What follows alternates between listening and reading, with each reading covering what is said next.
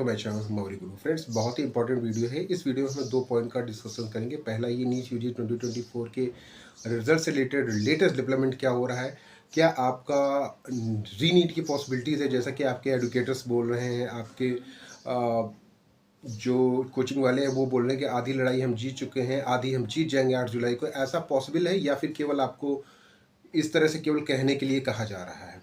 इसके पीछे लॉजिक क्या है, ये हम बात करेंगे। दूसरा ये कि नीट यूजी 2024 की काउंसलिंग कब से स्टार्ट हो सकती है ऑल इंडिया कोटा की, और ये काउंसलिंग कब तक चल सकती है।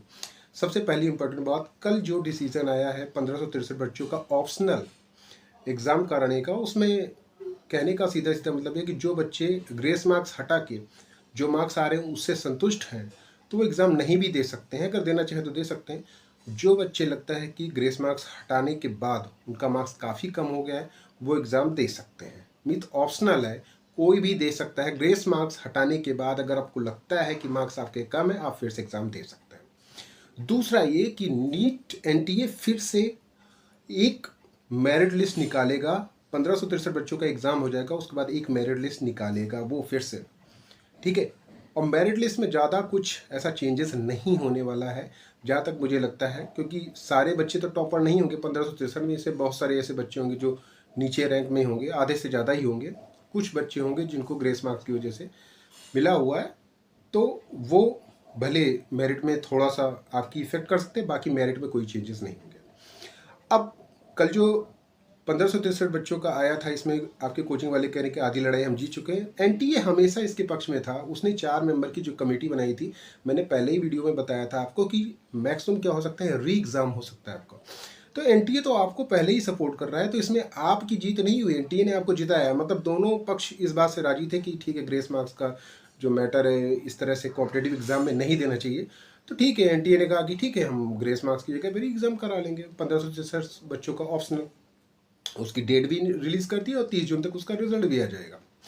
कहने का सीधा सीधा मतलब दोस्तों ये है कि यहाँ पर ये बात दोनों पक्ष राजी थे, तो इसमें एनटीए पीछे नहीं झुका है। एनटीए तो खुद ही चाह रहा था कि री एग्ज़ाम हो जाए या फिर री एवोल्यूशन हो जाए। दूसरा ये, एनटीए ने कभी भी ये एक्सेप्ट नहीं किया कि मास लीकिंग हुई। उसने कहा कि यूएफएन के केसेस आए, ठीक है, कुछ केसेस हैं जो कि ऐसे क्लासरूम में चीटिंग के या इस तरह के कुछ केसेस आए, ब्लूटूथ डिवाइसेस केसेस आए, उसको उसने दिखाया है कि कितने केसेस ऐसे पकड़े गए हैं, सारे केसेस तो है, लेकिन उसने कभी एक्सेप्ट नहीं किया कि मास लीकिंग हुई है। अगर आप कल मीडिया रिपोर्ट की बात करेंगे तो पॉलिटिकल मुद्दा भी हो गया। इवन एजुकेशन मिनिस्टर ने भी ये बोला है कि कोई भी मास चीटिंग नहीं हुई है। कल धर्मेंद्र प्रधान ने भी बोला है। ये बीजेपी कांग्रेस का भी मुद्दा हो गया है कि क्या हो सकता है। धर्मेंद्र प्रधान ने भी ये कहा है कि कोई भी मास चीटिंग नहीं है। अगर कोई केसेस ऐसे आते हैं तो हम स्टूडेंट के पक्ष में हैं और हम उस पर कार्रवाई करेंगे। अब 8 जुलाई को जो केस है उसमें जो आपके कोचिंग वाले कह रहे हैं कि क्या जीत सकते हैं या क्या हो सकता है, री नीट के पॉसिबिलिटीज़ बहुत कम है। वो तभी कम है, आपने कोचिंग वाले से पूछ लीजिए क्या आपके पास सॉलिड एविडेंस है, अपार्ट फ्रॉम न्यूज़पेपर में क्या कटिंग आई कि यहाँ पे पेपर लीक हो गया, ऐसा हुआ वैसा हुआ, मीडिया रिपोर्ट्स में क्या आया, इसके अलावा स्टूडेंट के कुछ केसेस है। इन सब को छोड़ के क्या सॉलिड एविडेंस, गवर्नमेंट एविडेंस, सरकारी गवाह आपके पास है जो आप सुप्रीम कोर्ट में लेके जाएंगे, जो ये एक्सेप्ट करेगा कि हाँ ऐसा कुछ हुआ है? कोई पुलिस केस में कुछ ऐसे आपके पॉइंट्स हैं जो आपको प्रूफ कर सकते हैं? क्योंकि सरकारी गवाह सिस्टम से ही आपको निकालना, गवर्नमेंट सिस्टम से निकालना। मुझे नहीं लगता कि किसी के पास सरकारी गवाह होगा।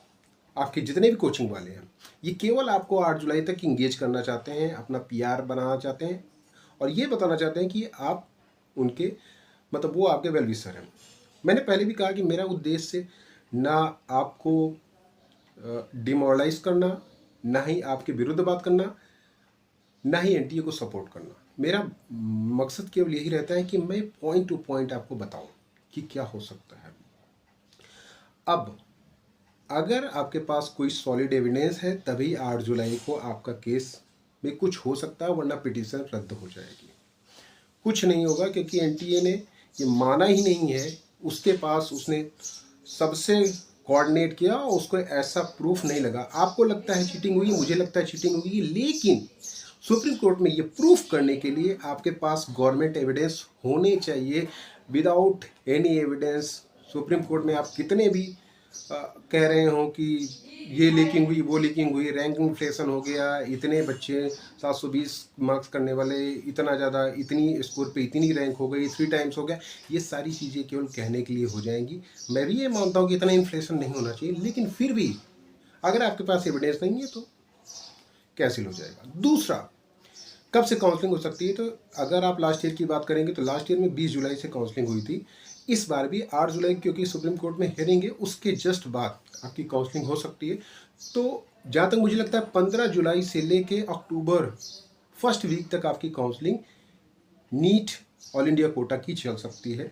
इसमें 3 राउंड की काउंसलिंग होती है, राउंड 1, राउंड 2, राउंड 3, फिर उसके बाद स्टे काउंसलिंग, और फिर अगर सीटें कुछ और बचती हैं तो स्पेशल स्टे काउंसलिंग होती है।